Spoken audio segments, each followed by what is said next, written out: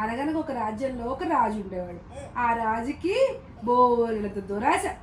ఎంత దురాశ అంటే ఆయనకి ఎంత ఆస్తున్నా ఆ రాజ్యంలో వాళ్ళకి అది ఉంది, ఈ రాజ్యం వాళ్ళకి ఇది ఉంది, వెనక రాజ్యం వాళ్ళకి అది ఉంది, ముందు రాజ్యం వాళ్ళకి ఇది ఉంది, ఎప్పుడు ఏడుస్తూ ఉండేవాడు. హ్యాపీగా ఉండేవాడే కాదు.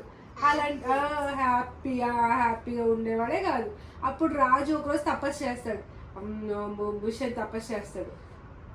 ఇట్లా ఇట్లా ఓమో అని తపస్సు చేస్తే అప్పుడు ఒక ఒక అమ్మవారు వచ్చి ప్రత్యక్షం అవుతుంది అనమాట. రాజు రాజు అయ్యో రాజు రాజు నీకు ఏం కావాలి అని అడుగుతుంది. అప్పుడు రాజు ఏదైనా ఒకటి అడిగితే ఆ ఒక్కటే ఉండిపోద్ది కదా, మనం ఏది ముట్టుకుంటే అది బంగారం అయిపోవాలి, ఏది ముట్టుకుంటే అది బంగారం అయిపోవాలి అని కోరుకుంటాడు. ఇదేదో దురాశగా ఉంది. ఆ పప్పాయి చెప్తా, నువ్వు కొంచెం ఆలోచించుకుని అడుగు అంటుంది అమ్మవారు. వినడు కదా, వీడికి దురాశ ఎక్కువ. లేదు లేదు లేదు లేదు నాకు ఆ కోరికే కావాలి, నేను ఏది ముట్టుకుంటే అది బంగారం అయిపోవాలి అంటాడు. అప్పుడు సరే నీ కర్మ పో, నువ్వేది ముట్టుకుంటే అది బంగారం అయిపోతుంది, తదాస్తు అని వెళ్ళిపోతుంది అమ్మవారు. వెళ్ళిపోయాక రాజుకి చాలా రోజులు తపస్సు చేసి ఉంటాడు కదా, ఆకలి వేస్తుంది. వెళ్ళి అన్నం తిందామని వెళ్ళి కూర్చుంటాడు డైనింగ్ టేబుల్ మీద. కూర్చొని అన్నం పట్టుకుని అమ్మని స్పూన్ పట్టుకోగానే స్పూన్ బంగారం అయిపోతుంది. హ్యాపీ కదా, స్పూన్ బంగారం అయిపోతే హ్యాపీగా హై హై స్పూన్ బంగారం అయిపోయింది అనుకుంటాడు.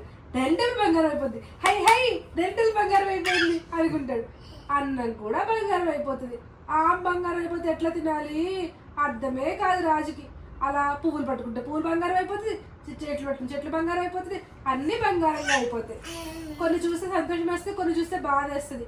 అయ్యో అన్నీ బంగారంగా అయిపోతున్నాయి, ఏం చెయ్యాలి అని బాధపడుతూ ఉంటాడు. ఒకరోజు ఇన్ని బంగారం అవుతుందో నాకు హ్యాపీగానే లేదు అనుకుంటాడు. ఈలోపు లేదు లేదు లేదు లేదు రాజుకి ఒక బంగారు తెల్లండి బంగారు కూతురు ఉందన్నమాట. ఆ బంగారు కూతురు నాన్న నాన్న నాన్న నాన్న అని చెంగర వస్తుంది. నాన్న నాన్న నాన్న నాన్న అనుకుంటూ వస్తుంది. అప్పుడు మర్చిపోయి హగ్ చేసుకుంటాడు. ఇలాగా హగ్ చేసుకోగానే కూతురు కూడా బంగారు సిల్లాగా అయిపోతుంది. అయ్యో రాజు నా దురాశకి ఎంత పని జరిగిందే, అయ్యో ఎంత పని అయింది, ఇలా ఎందుకు కోరుకున్నాను, నా దురాశకి నా బిడ్డను కూడా నేను బంగారంలా మార్చేసుకున్నానే, ఇప్పుడు ఈ ఆస్తంతా నేను ఏం చేసుకోను, ఎప్పటికైనా తృప్తిగా ఉండడమే సంతోషం, దురాశ పడకూడదు అని అనుకుంటాడు.